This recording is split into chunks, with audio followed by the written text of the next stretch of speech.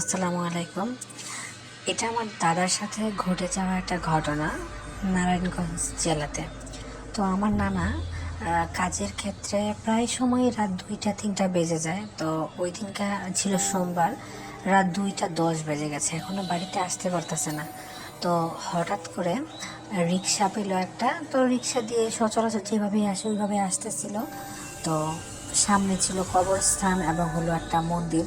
তো সবাই সবসময় বলে শুনি যে ওই কবরস্থানের পাশ দিয়ে যাওয়া ঠিক না এত রাতে, বা মন্দির আছে একটা, মন্দিরের সামনে দিয়ে রাতে কেউ হাঁটাহাঁটি করে, এরকমের গল্প সবার মুখে অনেক শুনেছিলাম।